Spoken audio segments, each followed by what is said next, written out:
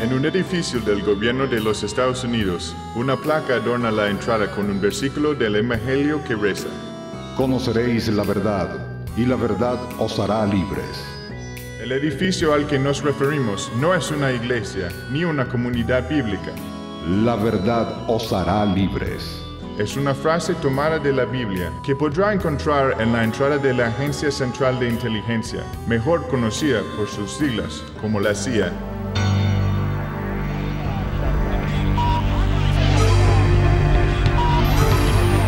En el hermoso edificio de la CIA, buenas personas, padres y madres responsables, han dado lo mejor de sí por divulgar la verdad que nos hace libres. Los agentes de la CIA y sus colegas de otras agencias son una especie de ángeles modernos de la libertad que no vacilan en detener el avance de las fuerzas negativas que amenazan la realización del paraíso en la tierra.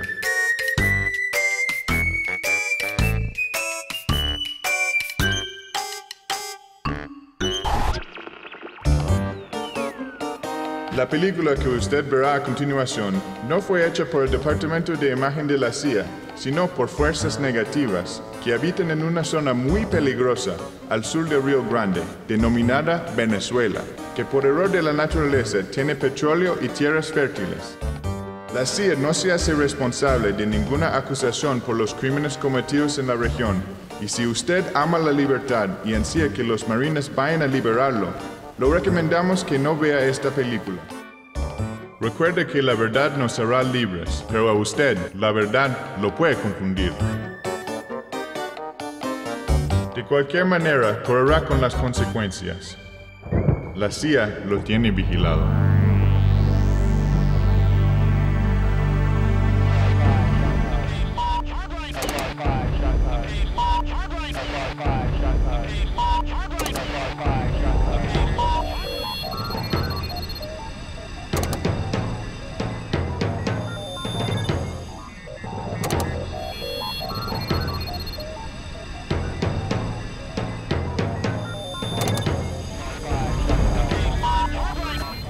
Ustedes no conocen la anécdota de Roosevelt con Somoza. En un momento determinado llega un amigo de Roosevelt a la Casa Blanca y le dice: presidente, en Nicaragua hay un gobernante que estupra, que persigue, que mata. En fin, un hijo de puta. Son of a bitch, le dice el tipo. Entonces Roosevelt riéndose le dice: sí, claro, un hijo de puta, pero es nuestro hijo de puta, no lo olvide. Ese cinismo revela todo.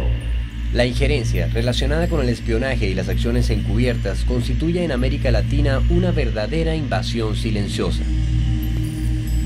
Pero han sido tantas sus actividades y fracasos que han ido develándose sus tentáculos, permitiendo que muchas historias salgan a la luz muy a pesar del celo con que trató de ocultarlas la mayor agencia de intervención del mundo, la CIA.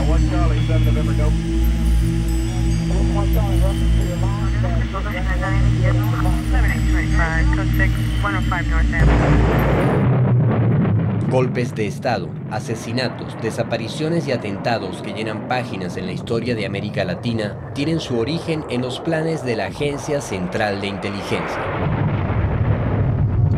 Aunque por muchos años se hizo creer que la agencia no había actuado en Venezuela como lo hizo en otros países del continente, su historial está saliendo a la luz, revelando un rastro de intervenciones que se remonta hasta mediados del siglo pasado. Eso lo tenían sumamente encubierto.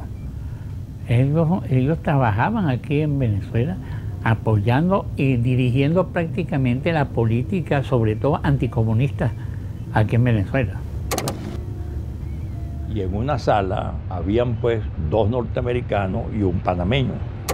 Esta gente me ha sacado un expediente ya en esa época donde estaban con pelos y señales toda mi actuación como dirigente de la juventud de la Confederación de Jóvenes. Cuando yo era teniente ya había sido citado varias veces al servicio de inteligencia militar CIFA. Había una oficina, un espacio donde estaba ocupado por la Agencia Central de Inteligencia, y ahí Agencia Central de Inteligencia. A mí me dijo un oficial norteamericano, vinimos a matar y a enseñar a matar. Y es cierto. Vinieron a matar y a enseñar a torturar, etcétera, etcétera. Por allí están los manuales, por cierto, de operaciones. Ellos lo han pretendido negar, no, pero esos eran los manuales que funcionaban. Eso lo sabe toda la oficialidad que pasó por esas escuelas. Algunos oficiales de la CIA decidieron renunciar ante los hechos de los que fueron testigos. Uno de ellos es Philip Allí, oficial destacado para América Latina desde finales de los años 50, cuyo valiente testimonio sirvió para alertar al mundo sobre las historias ocultas de la agencia. Yo entré en la CIA, como muchos de mi generación, sin ninguna educación política.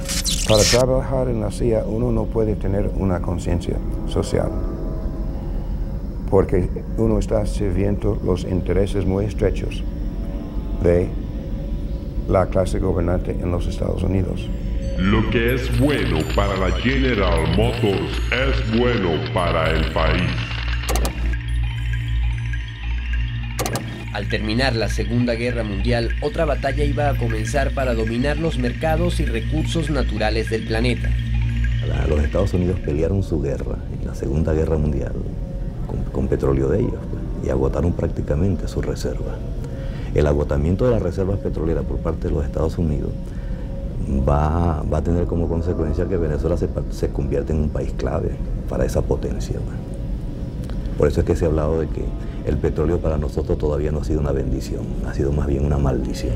Los generales de esta guerra serían las grandes corporaciones y sus empleados, los políticos del norte, que con el pretexto del anticomunismo abrirían las puertas a la Guerra Fría.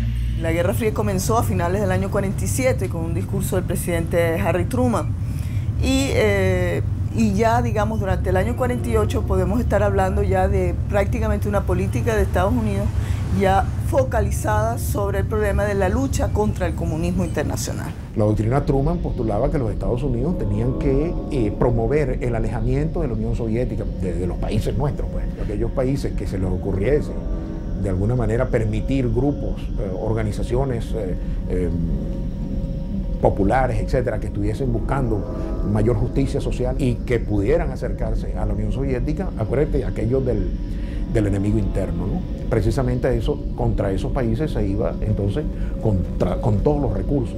Bajo esta doctrina, Truman funda la Escuela de las Américas en Panamá e impone el Tratado de Asistencia Recíproca, con lo cual los ejércitos latinoamericanos se amarrarían a los designios del norte. Se reorganiza la comunidad de inteligencia creando nuevas agencias y para darle un rostro legal al intervencionismo se crea la OEA en 1948. Y esa dominación pasaba por entender la estrategia de seguridad nacional como identificando al enemigo interno como cualquier tipo de oposición que pudiese haber hacia las políticas norteamericanas. Dentro de este plan nacería la más efectiva maquinaria de la injerencia. Signing the bill that will enable our national military establishment to do more coordinating and less pulling in opposite directions. Siempre los militares habían tenido sus servicios de inteligencia, pero esta vez el plan era de establecer un servicio nacional civil. Esto fue la Agencia Central de Inteligencia, fundada en 1947. Con un mandato bastante explícito en su acta fundacional. Operaciones de los servicios clandestinos alrededor del mundo. Esto implica acciones encubiertas, operaciones paramilitares y espionaje entre sus capacidades. El directorio de operaciones, encargado de los trabajos sucios de la agencia, contaba con 6 divisiones que le permitieron hundir sus tentáculos alrededor del mundo.